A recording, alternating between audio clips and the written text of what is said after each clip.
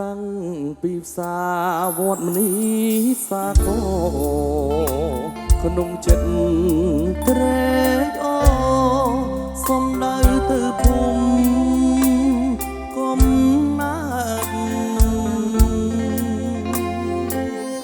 ឆ្លងខ្ទ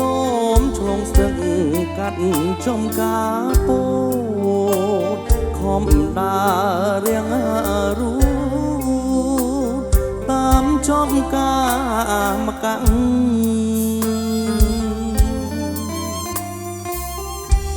រដូវវស្សាគង់ទី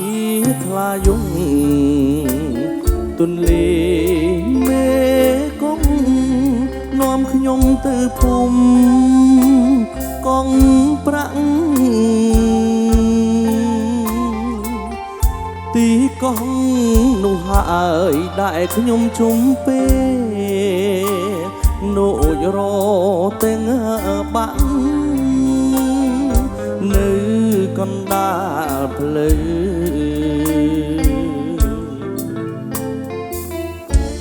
ក្រអូបក្លិនកាណាគ្រីពេលក្រៃនេះពេលរីត្រីដូចក្លិនអាស្រ័យពើ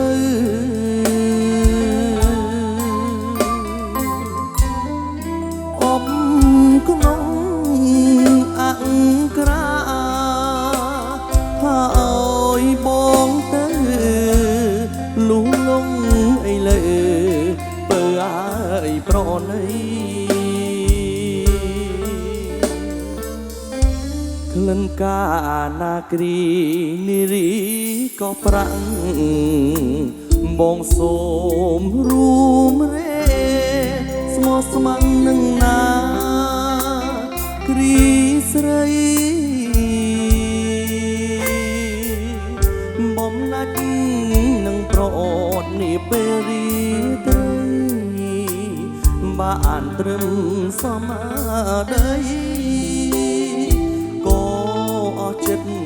ដែរ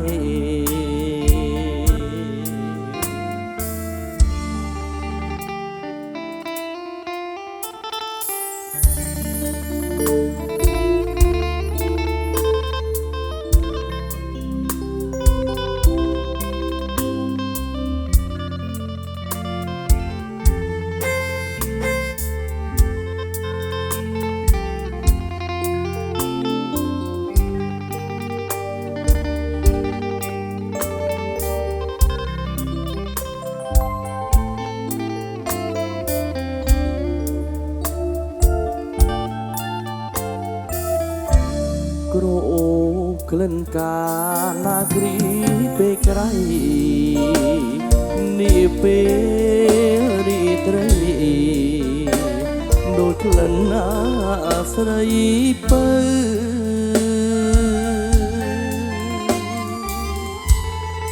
អបក្នុងអង្ក្រាថាអើយបងទៅលុះលងអីលើពើអើយប្រណី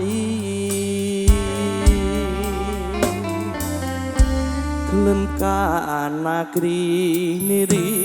ក៏ប្រាំងបងសូមរួមរេស្មោះស្ម័គ្រនឹងណាគ្រីស្រីបំណាច់នឹងប្រអត់នេះពេលរីត្រីបានត្រឹមសមដី